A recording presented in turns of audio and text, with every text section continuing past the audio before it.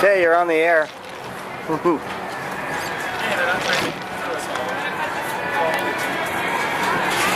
Guys.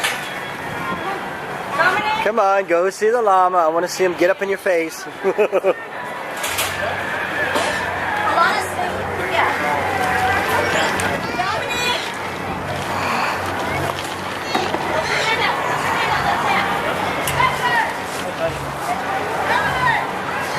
Chris is smart. He's going to all the short ones that can't get up in his face. Well, tell you what, probably don't know.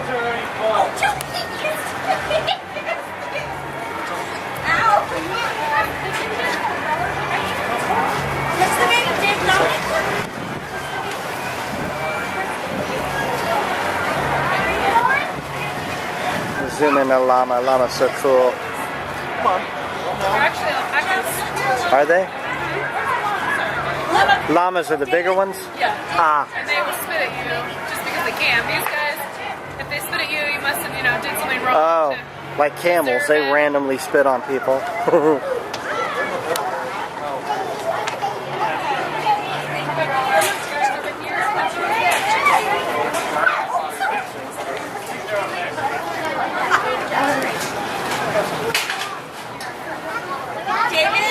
Joey, this works better if you guys are facing me when you do it.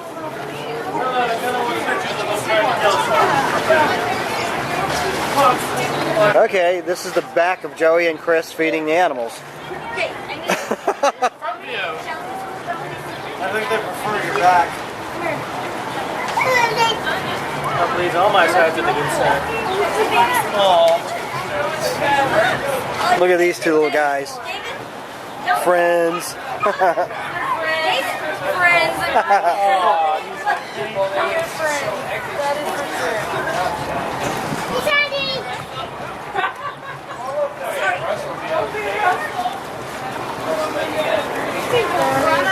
He's hungry! Give him some more. It's not cute. Get a picture. Look at These are, I think they're sheep and they're... Sheep, goats, and alpacas. The ones with the long necks. Okay, alpacas. Okay, right. So yeah, they're sheep and they're goats, and the big ones, the long neck, are called alpacas. This is a, I think that's a goat. No, it's a goat. It's a sheep? No, I think it's a goat. I don't know what it is. Goats have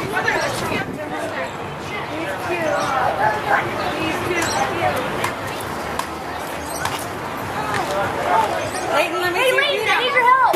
Look at the dog. Joey, donkey? Shrek, donkey? Oh, this one's a great one.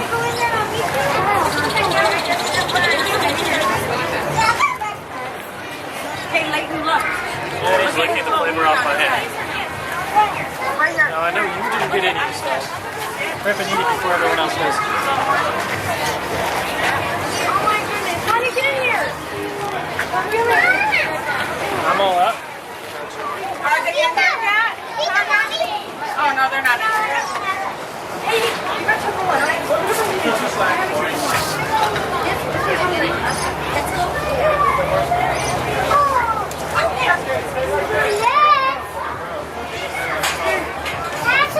David, come on.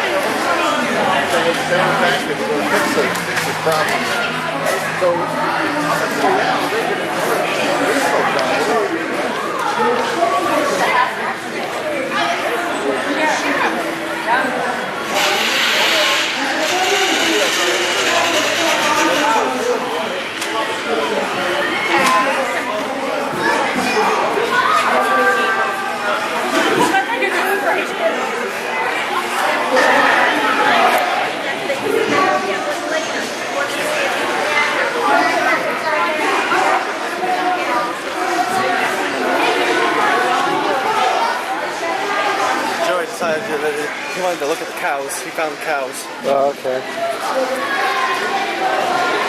Didn't want to lose you. Can we go in? No. Yeah.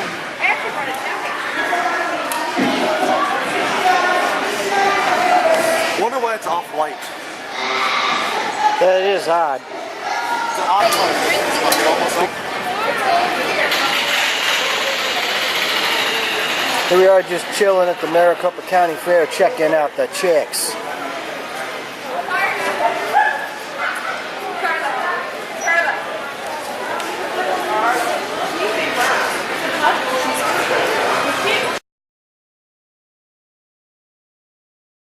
The Ozzy Kingdom Show.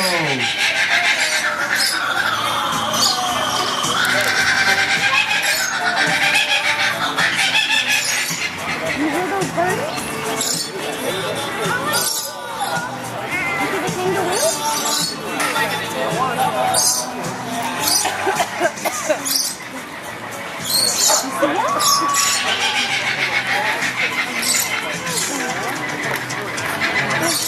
Can you put them on your back?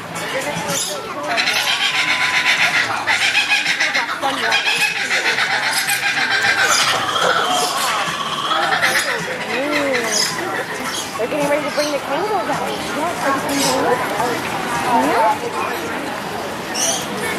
Okay, mates, I'm Carol and I'll be your bush guide. We're so glad you could join us on our Australian adventure. Today we'll introduce you to the animals of Oz, or Australia, of course.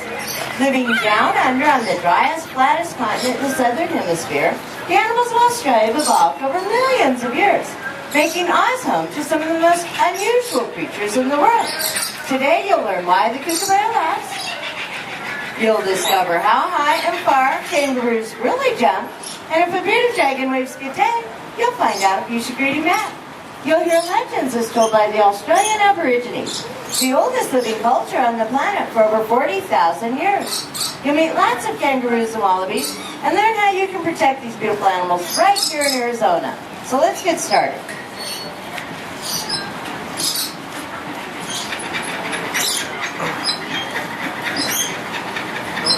As the largest member of the kingfisher family, the laughing kookaburra is found throughout the wooded areas of southeastern and western Australia. The rolling, laughing call of the kookaburra is one of the best known, unknown animal sounds in the world. The sound you hear in jungle movies is not a monkey, but actually a kookaburra. A legend says that the kookaburra laughs just before dawn to signal to the sky people to light the sun. That's also why the Australians call him the bushman's clock. The Aborigines believe that if a child insults a kookaburra, they'll grow a very long tail. A kookaburra is mate for life, and each year Grover would help his mate build a nest inside of a tree in October, which is springtime in Australia. The babies are hatched in about 25 days. They leave the nest in another 30, but the parents continue to feed them for another 40 days. And their children stick around for years to help care for the new babies, which is really quite unusual in the animal world. Kookaburras eat snakes, lizards, insects, and small rodents. They're also one of the few birds that can hover like a helicopter. But when it comes time to eat, they like to perch and pounce. Now Grover only likes me to pick him up, so we're going to put him back.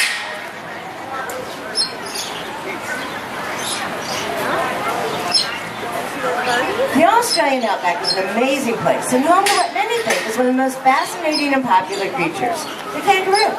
There are over 40 different species of marsupials in Australia. The 6 largest are known as kangaroos, and the smaller of the species are called wallabies. And history says that when the settlers first came to Australia and saw these animals, they asked the Aborigines what they were. They said kangaroo, which meant, I don't know. But the name stuck. As a desert-dwelling symbol of the land down under, the largest of the species is the red kangaroo. They'll grow to be about 6 foot tall and weigh close to 200 pounds. They're found in the dry central part of Australia, known as the outback. But the outback's not the only place you'll find kangaroos. You can find them up in the trees like the tree kangaroo, out on the forest floor like the tiny rat kangaroo, and even on the rocks like the yellow-tailed rock wallaby. Now the middle size of the species are the wallaroos. Candy is 8 months old, and people always think that the wallaby is a cross between a kangaroo and a wallaby. They're actually their very own species. Their size is between the size of the kangaroo and the wallaby, so their name is a combination of both names. They're shorter, stockier, and more upright than the kangaroo, and have long, coarse, shaggy hair and no hair on their nose. As you can see by these large ears, roos have excellent hearing. Not only can they turn their ears independently to listen to noises coming from two different directions, they can also turn them 180 degrees when listening for sounds of fox, dingoes, and even people. All are predators of the kangaroo. A kangaroo's range of vision is about 300 degrees due to the position of their eyes. A human's range of vision is only 180 degrees by comparison. Kangaroos are all herbivores. In the wild, they'll graze on grasses and shoots.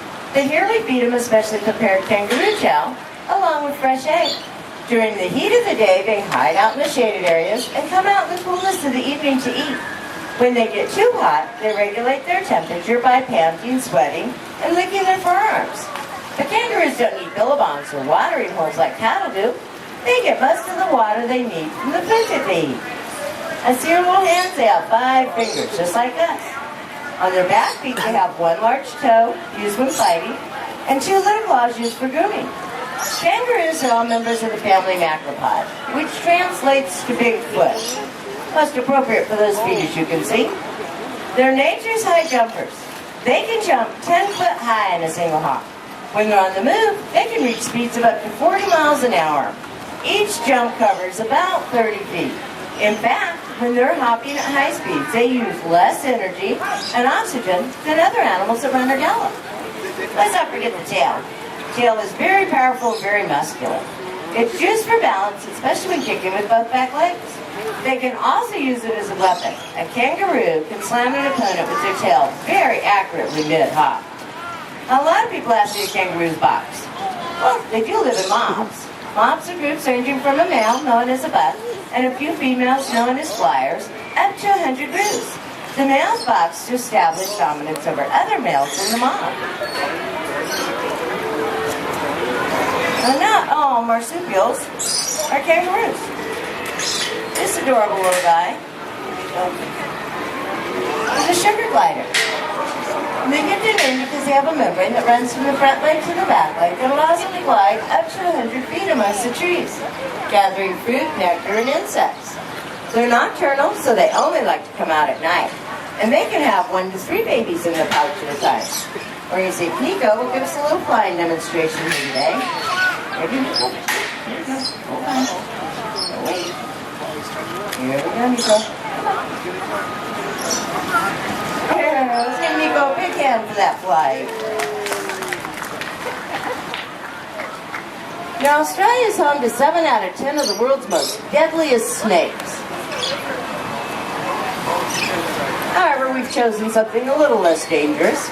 The Australian bearded dragon is a popular pet in the United States as well. They're known for their docile behavior. Both the males and females have a spiked dewlap that expands and turns black when they're ready to fight. Now, you might say bearded dragon bobbing his head up and down like he's listening to an iPod. Really, he's telling another male to back off. Or he might be asking a lady dragon out on a date. They can also wave 1 arm in a circle like he's saying good day. This just means he doesn't want to fight over food or a mate.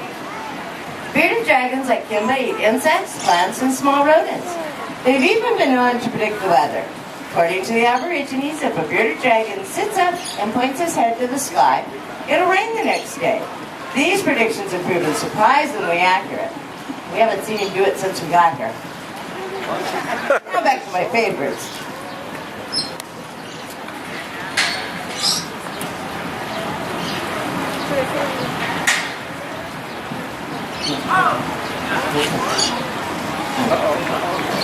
I was being a little hungry today here.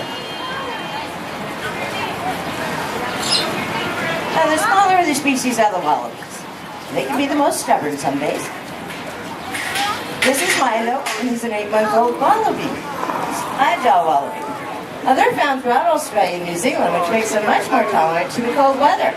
They only get to be about 3 foot tall and weigh around 50 pounds. As you can see, all the babies wear pouches. Kangaroos are also known as marsupials, which means pouched animal. These animals raise the babies in pouches, but only the female has the pouch. The pouch is very muscular, which keeps the babies, known as joeys, from falling out when the mother's running. She can also release it when it's time for the joey to give her a break. But it's what goes on inside the pouch that makes these animals even more fascinating. Roos breed year-round, but if conditions aren't right, a mother can hold off the birth of her joey for up to 2 years. This is called embryonic diapause. During times of drought, this adaptation helps the mom survive. And normally the babies are born after about 34 days. They're no bigger than a jelly bean like this. Fully formed, hairless, and blind, they use their sharp claws to make their way up through the thick fur on the outside of the mother's tummy and into the pouch. This journey will take about 2 to 3 minutes. Snug and secure in the pouch, they will complete their development. Now when the mother's younger, she'll have mostly female joeys, and she'll stay with the mom throughout her life, and she'll teach them to be good moms. As she gets older, she'll have mostly male joeys, as they go off on their own. Most joeys leave the pouch around 6 to 8 months. However, they'll stay with the mom for 12 to 18 months, so she makes 2 different kinds of milk. A low-fat milk for her newborn, and another kind of milk for her joey at foot to come back and have a snack. Now, the latest addition to our program is Shiloh. She's a 2-year-old dingo, who the oldest, most primitive breed of wild dog left on the planet. The males can get up to about 90 pounds, and the females only about half that size. And they have some characteristics that a domestic dog does not have, and that if you take a picture of her at night, her eyes flash green instead of red, which means she has exceptional night vision for hunting. She can also climb trees, fit through very narrow spaces, and flip her head 360 degrees. All of these animals compete with the cattle that graze in Australia. Farmers consider kangaroos pests and may kill them to protect their livestock. It's estimated that only about half of the joeys will survive. During the late 1990s, these animals were hunted so heavily that the populations plummeted. Now the Australian government helps protect the ones that are endangered. They also no longer export any of their animals, so everyone you've met here today is captive born in the United States. The kangaroo, along with the emu, are on the Australian coat of arms. It's thought that these animals were chosen to symbolize a nation always moving forward, as neither animal can walk backwards. As Australia's cities continue to grow, native animals like kangaroos and wallabies are losing their habitats. They're living closer to cities where they're not welcome. We hope by meeting these beautiful creatures today, you've seen just how special they are. You can help protect them and many other species by not buying products made from exotic animal fur.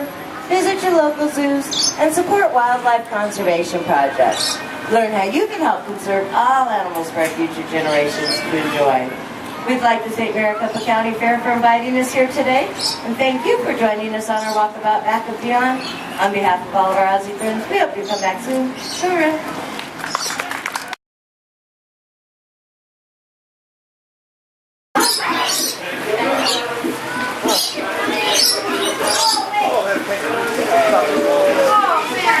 Where's the roos at?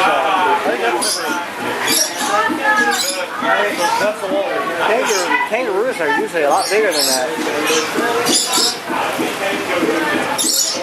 Western gray kangaroo. Looks great.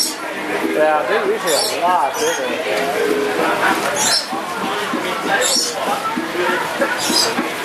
I wish the wire wasn't so thick. I'm picking up more of the wire than the animals. The size difference between all of these. Yeah. It's definitely a kangaroo. They are so cool. Come on, sugar.